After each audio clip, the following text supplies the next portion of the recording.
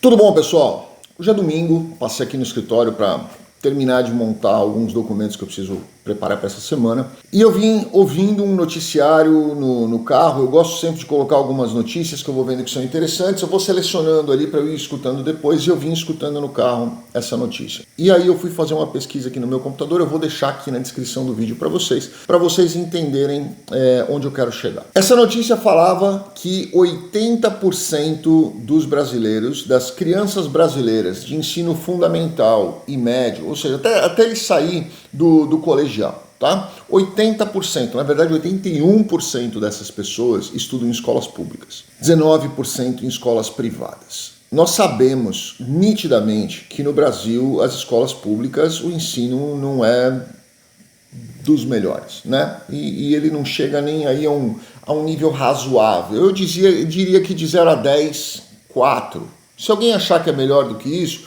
escreve aqui na descrição, por favor, por que você acha que de 0 a 10 é mais do que 4 e me dá a sua argumentação, tá? Por favor, eu queria debater. Não estou discordando de ninguém, não estou criticando ninguém, eu só queria ter um feedback das pessoas. Olha, é mais do que 4, é menos do que 4. Estou sendo bem imparcial, estou sendo bem frio. Eu acho que de 0 a 10 é 4.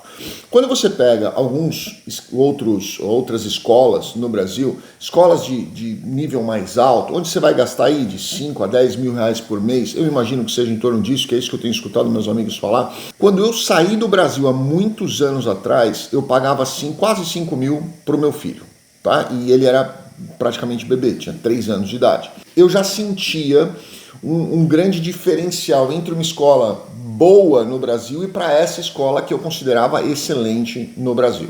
Imagina um ensino público. E aí, qual é o grande problema? Quando a gente tem aqui, principalmente aqui nos Estados Unidos, só para vocês terem ideia, aqui nos Estados Unidos esse número é o contrário. Na verdade, quase 90% das crianças e adolescentes americanos estudam em escola pública, porque o ensino público aqui ele é muito bom, muito bom mesmo.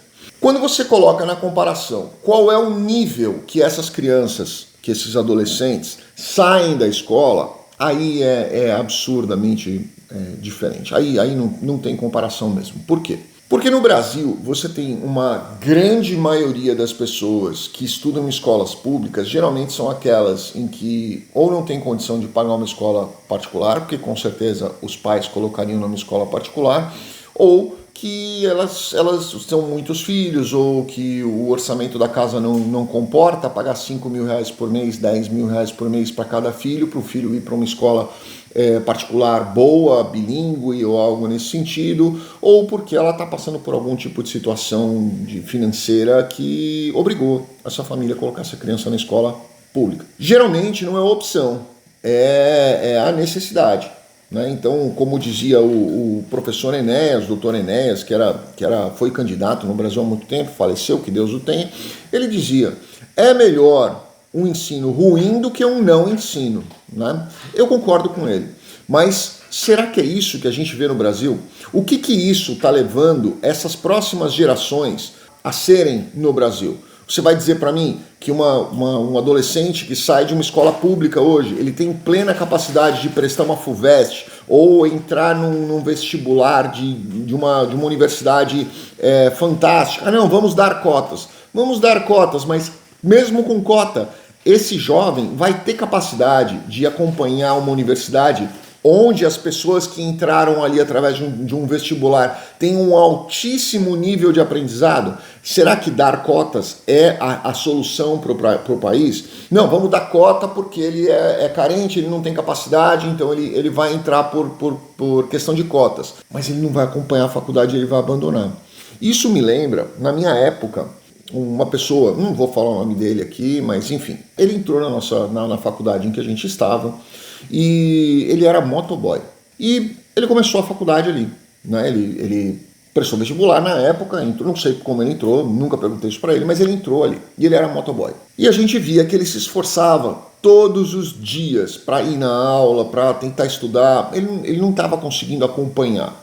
Pela questão física, porque ele realmente trabalhava muito, o dia inteiro, era exaustivo, ele não estava conseguindo dar conta disso. Segundo, porque ele tinha filho e ele tinha que dar atenção para o filho dele. E terceiro, porque ele não tinha tempo para estudar e nem emocional para estudar. E você via que quando ele chegava em época de prova, ele ficava muito constrangido porque ele não sabia escrever direito. Nós estamos falando de uma faculdade de direito. No sexto mês, ali no meio do primeiro semestre, no começo da faculdade, ele já começou a ter dificuldade para fazer pagamento dessa faculdade. Ele não só não tinha notas boas, como ele também tinha dificuldade para fazer o pagamento dessa faculdade, mesmo tendo bolsa. Eu acho que ele tinha 60% de bolsa, 70% de bolsa.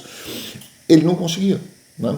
E aí nós juntamos um grupo de 4, 5 amigos ali para pagar o resto da faculdade dele. A diferença que faltava para ele ajudar ele, para ele realmente dar sequência. Ele estudou mais uns 2 ou 3 meses, chegou para todos nós, falou que não ia conseguir tocar, agradeceu e abandonou a faculdade. Quantos casos desses vocês conhecem? Quantas pessoas abandonaram a faculdade porque não conseguiram acompanhar? Eu não estou falando pela questão financeira, a questão financeira dele estava resolvida.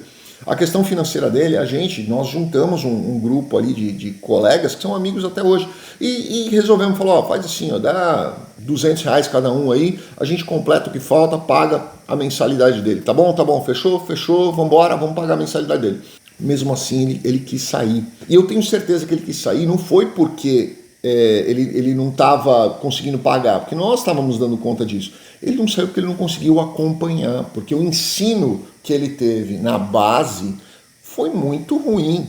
E é esse o assunto desse vídeo que me fez pensar bastante quando eu vi esses números. Hoje nós temos 81% das crianças brasileiras indo para a escola pública. E o ensino público está sendo cada vez pior.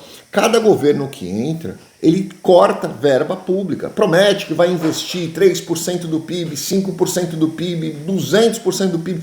Mas a gente sabe que não acontece, porque tem um monte de desvio, tem um monte de corrupção e as crianças são colocadas ali. Muitas escolas, são controladas por traficantes, né? Porque ali acaba sendo uma proteção para eles. Eles se escondem ali. É isso que a gente vê com o futuro da nossa geração, com as pessoas que vão votar amanhã, com as pessoas que vão escolher o nosso presidente amanhã, as pessoas que vão, nas próximas eleições, elegerem quem são os nossos vereadores, deputados, prefeitos, deputados federais, senadores e até o nosso presidente, que vai indicar nossos próximos ministros, que vai indicar o futuro do nosso país, como a gente está vendo acontecer hoje. Então, eu deixo aqui para vocês pensarem. Eu gostaria realmente de ouvir o comentário de vocês aqui. Será que já não passou da hora da gente começar a cobrar dos nossos políticos? E eu falo políticos no mundo inteiro, tá? Não estou falando só Brasil, não. Estou falando no mundo inteiro. Será que a gente não passou da hora da gente começar a cobrar a educação? Eu venho de uma família que tem escola, tem universidades. Eu cresci dentro de escola. Meu pai foi professor de universidade. Eu cresci vendo meu pai falar sobre educação. Eu cresci ouvindo os meus parentes muito próximos falando de educação. Eu fui diretor de universidade. Eu tive dentro disso o tempo inteiro. Eu tive com o Fernando Haddad, que hoje é ministro, na época ele era ministro da Educação, eu tive com o Fernando Haddad N vezes vendo como as coisas funcionam dentro do Ministério da Educação. Eu vi como funcionava naquela época, vi como funcionou depois dele, vi como está funcionando hoje. Será que é isso que a gente quer para o nosso país?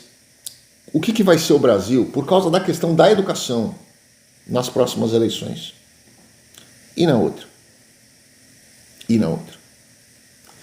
Pensa nisso, deixa seu comentário aqui. Grande abraço, fiquem com Deus. Obrigado.